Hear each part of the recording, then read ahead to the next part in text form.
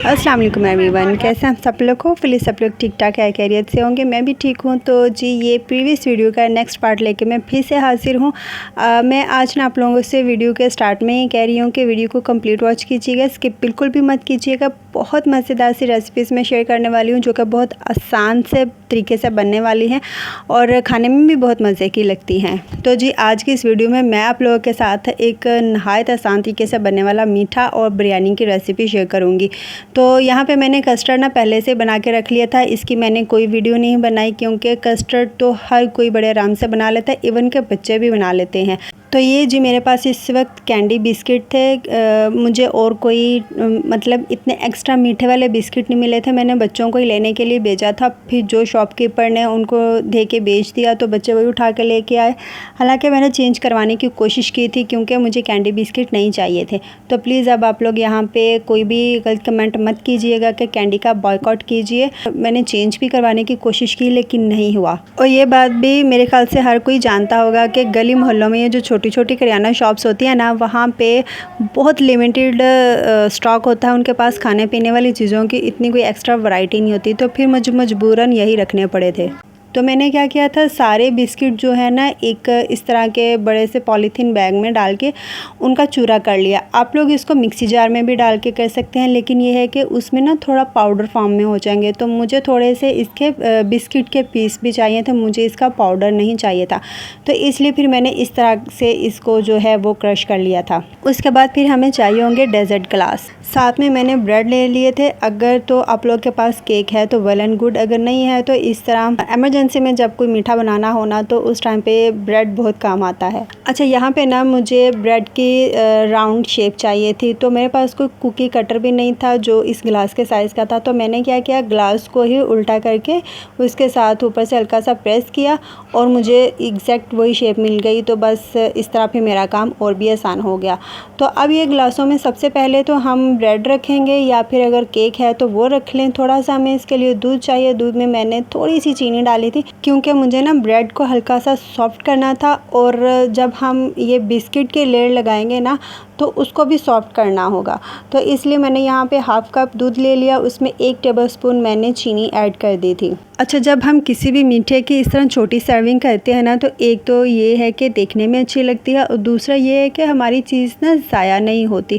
क्योंकि जब हम कोई भी मीठा एक बड़े से बाउल में सेट करके किसी को सर्व करते हैं तो अपनी मर्ज़ी से जिसने जितना लेना होता है वो निकालता रहता है। फिर ये है कि बाकी जो बच जाता है ना, और आप लोग तो जानते ही हैं कि एक कस्टर्ड और एक खीर, उसमें जितने चम्मच लगते जाए ना, बाकी का जो बच जाता है ना वो पानी छोड़ना शुरू कर देता है। तो एक फ़ायदा ये भी है कि छोटी सर्विंग होगी, सब लोग अपना अपना सेपरेट से उठा लेंगे और बाकी का जो है वो हमारा वेस्ट भी नहीं होगा। तो मैंने क्या किया था, ब्रेड के ऊपर कस्टर्ड की एक लेयर लगाई, उसके ऊपर जो बिस्किट मैंने चूरा करके रखा हुआ था वो उसके ऊपर स्प्रेड कर दिया। फिर उसके ऊपर 1 से 2 टेबलस्पून मिल्क डाल दिया ताकि बिस्किट हमारे थोड़े से सॉफ्ट हो जाएं, और अगेन उसके ऊपर ये कस्टर्ड की लेयर लगा दी। और ये ग्लास इतना प्यारा लग रहा था ना, कलरफुल सा, 2-3 कलर इसमें नज़र आ रहे थे, तो काफ़ी अच्छा लग रहा था देखने में भी और खाने में तो ये मज़े का है ही था। और आखिर में मुझे समझ नहीं आ रही थी कि मैं इसको ऊपर से गार्निश कैसे करूँ।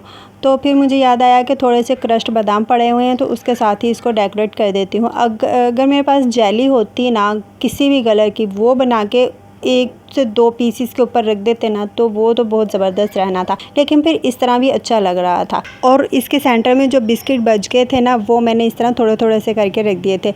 और आप लोगों को खुद नज़र आ रहा होगा कि ये मिनी ग्लासेस कितने प्यारे लग रहे हैं। उसके बाद मैंने सारे इन मिनी ग्लासेस को एक बॉक्स में रखा ताकि मुझे बार बार इनको इधर उधर ना करना पड़े, और फ्रिज में से अगर कुछ लेना हो तो इनको ना बार बार छेड़ना पड़े। फिर मैंने इन्हें फ्रिज में रख दिया। और मीठा जितना ज़्यादा ठंडा होता है ना, उतना ही उसका ज़्यादा मज़ा आता है। अब आ जाते हैं लास्ट रेसिपी की तरफ। मुझे रात के खाने में बनाना था हैदराबादी मटन बिरयानी। मटन को तो मैंने मैरिनेट करके पहले से रख दिया था और वो मैंने कल की वीडियो में आप लोगों के साथ शेयर कर दिया है। आज की इस वीडियो में आप लोगों के साथ उसकी कुकिंग की वीडियो शेयर करूंगी। तो उसके लिए मैंने यहाँ पे चावल लिए थे। चावल मैंने 500 ग्राम लिए थे, आधा किलो के करीब थे ये चावल। और यहाँ पे मैंने ना अच्छी क्वालिटी के बासमती चावल लिए थे।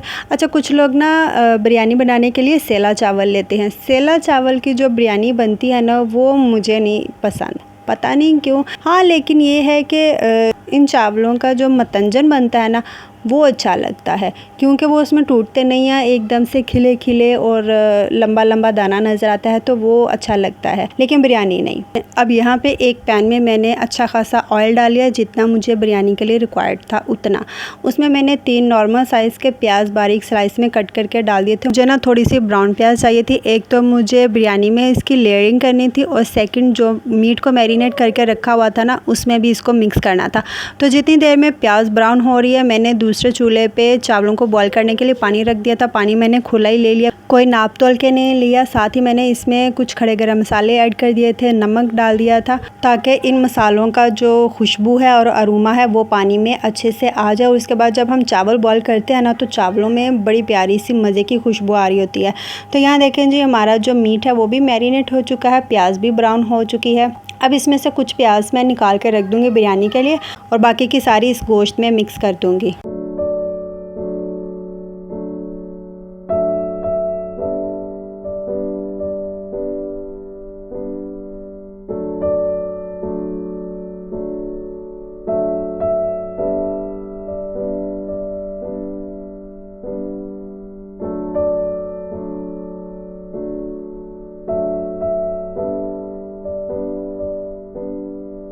अब यहाँ पे ये जो ऑयल है ना, ये मुझे इतना ज़्यादा नहीं चाहिए, इसलिए मैं इसको निकाल लूँगी।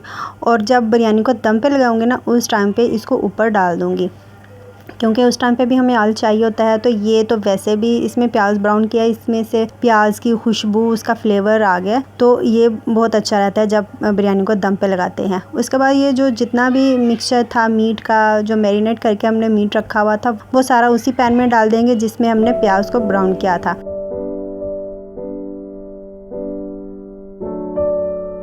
अभी ना मैंने इस पैन के नीचे फ्लेम को ऑन नहीं किया, सिर्फ मैंने मीट को इसमें डाला है, उसको अच्छे से सेट किया है। जब चावल बॉयल होने के बाद 30% डन हो जाएंगे, उसके बाद फिर हम उस पैन के नीचे फ्लेम को ऑन करेंगे।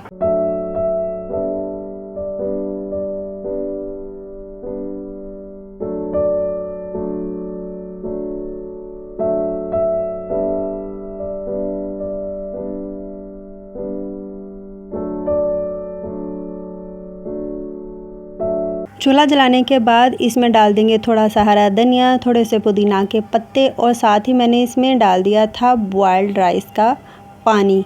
जिस पानी में हम चावलों को बॉयल कर रहे हैं ना, उसमें से थोड़ा सा पानी निकाल के ना, तो वो इसमें डाल देंगे, ताकि जब हम इसको दम पे लगाएं तो नीचे जो मसाला है वो जले ना। इसमें थोड़ा सा पानी होगा तो जलने के चांसेस भी कम होंगे, क्योंकि हमने इसको लंबे टाइम के लिए दम पे लगाना है। कोई 10-15 मिनट का दम इस बिरयानी को नहीं लगेगा, तकरीबन 50 to 55 मिनट के लिए हम इसको दम पे छोड़ेंगे। इस टाइम पे ना चावल हमारा 70% डन हो चुका है, तो इसी टाइम पे ही हम सारे चावल निकाल के इसमें डाल देंगे। नीचे चूल्हा भी मीडियम टू हाई पे है, ना तो ये बहुत तेज़ इसके नीचे आग जल रही है, ना ही बहुत कम, और गोश्त भी पकना स्टार्ट हो चुका है। इस टाइम पे सारे चावल हम इसमें डाल देंगे।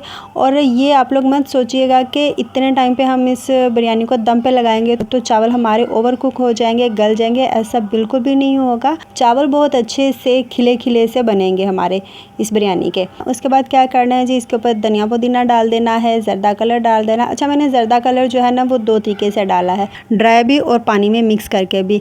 इस तरह कलर डालने के बाद जब बिरयानी में 2 से 3 शेड नज़र आ रहे होते हैं ना येलो कलर, तो वो बड़े प्यारी फिर बिरयानी लगती है, बड़ी कलरफुल सी लगती है। ऑयल डाल दिया जो पहले से हमने निकाल के रखा हुआ था। उसके बाद ब्राउन प्याज चली जाएगी, थोड़े से लेमन के स्लाइसेस डाल देंगे, और थोड़ी सी मिर्चों को मैंने तकरीबन 3 से 4 मिर्चें ली थी, हरी मिर्चें, उसको मैंने 4 पीसेस में कट करके तो वो भी इसमें डाल दिया था। फिर इसको कवर कर दिया था, और 2 से 3 मिनट के अंदर ही इसके अंदर स्टीम बनना शुरू हो गई थी। यहाँ पे आप लोगों को नज़र आ रहा होगा कि काफ़ी ज़्यादा इसके अंदर स्टीम बन गई है।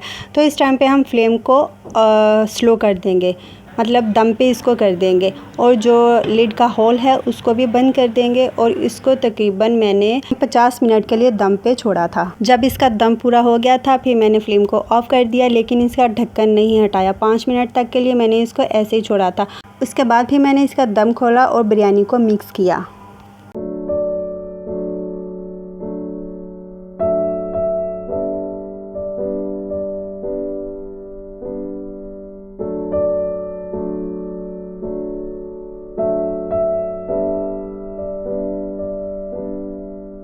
तो ये रही जी हमारी मज़ेदार सी स्पाइसी सी हैदराबादी मटन बिरयानी। आप लोगों को यहाँ पे इसका चावल का दाना नज़र आ रहा होगा, ज़रा भी नहीं टूटा और ना ही ये ज़्यादा गले हुए हैं। पर्सनली मैं आपको इस बिरयानी का रिव्यू देना चाहती हूँ। ये मैंने ना फ़र्स्ट टाइम बनाई थी। इससे पहले मैंने कच्चे गोश्त की जो चिकन बिरयानी होती है ना, वो मैंने 2-3 दफ़ा बनाई थी। वो उसका टेस्ट मुझे काफ़ी अच्छा लगा था। लेकिन अगर इस बिरयानी के बारे में पूछे ना, मटन बिरयानी के बारे में पूछे, तो ये मुझे कोई इतनी ख़ास पसंद नहीं। बिरयानी का लफ्ज़ सुनते ही जो फीलिंग्स आती हैं ना उसके टेस्ट के बारे में, तो उस टाइप की मुझे नहीं लग रही थी। जो हम देसी तरीके से बनाते हैं, प्याज टमाटर लहसुन अदरक वगैरह को पका के भून के उसकी अच्छी खासी बुनाइयाँ करने के बाद जो बिरयानी हम बनाते हैं ना, उस टाइप की नहीं थी, लेकिन मज़े की थी। अच्छा जी, अब हुआ ये था, डिनर करने के बाद दोनों बहनों ने इतनी कोई ज़िद की ना कि मामा हमने भाई का बर्थडे जो है ना, वो उसका केक हमने पार्क में जाके कट करना है। थोड़ी सी हमारी आउटिंग भी हो जाएगी, हम खेल भी लेंगे और भाई का बर्थडे भी हम भाई सेलिब्रेट कर लेंगे।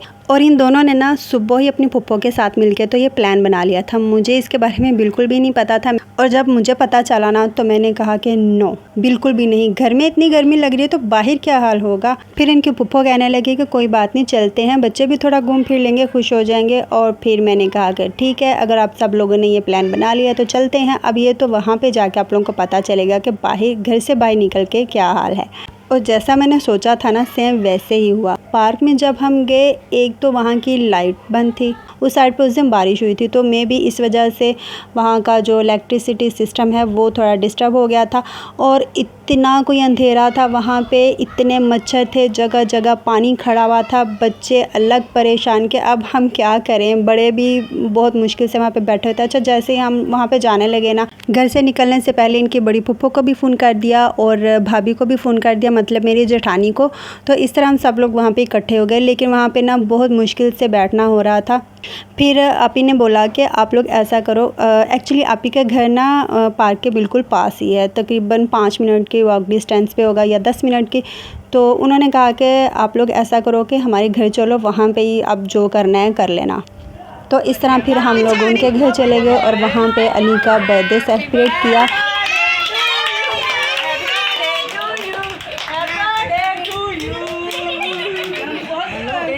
माशाल्लाह से वहाँ पे ना 2-3 फैमिलीज इकट्ठी हुई थी और हस्बैंड ने 2 केक ले लिए थे, बोला कि एक केक कम ना पड़ जाए।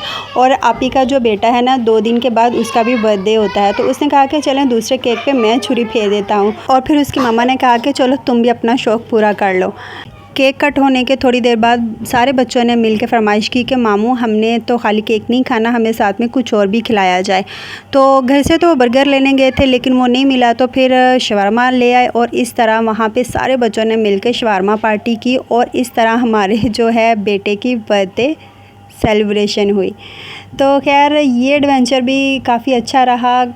कहाँ हम लोगों ने सोचा था कि घर में बैठ के आराम सुकून से बस अपनी फैमिली केक कट करेंगे और भाई जो अली का बर्थडे सेलिब्रेट हो जाएगा, और कहाँ माशाल्लाह से पूरी की पूरी फैमिली इकट्ठी हो गई। खैर होना वही होता है जो अल्लाह चाहता है, हम इंसान जो सोचते हैं वैसा तो कुछ भी नहीं होता। तो खैर बच्चे भी इस तरह काफ़ी खुश हो गए थे, एक दूसरे से मिल के काफ़ी टाइम के बाद मिलना मिलाना हुआ था। तो अली तो माशाल्लाह से बहुत ज़्यादा खुश था। उसको जब गिफ्ट मिल रहे थे ना उस टाइम पे, तो वो बहुत ही ज़्यादा खुश था। होप सो कि मेरा आज का व्लॉग आप लोगों को पसंद आया होगा। मिलते हैं फिर नेक्स्ट वीडियो में। अल्लाह हाफिज़। ये मेरा और नहीं है, ये लो बाबू, ये मेरा गिफ्ट।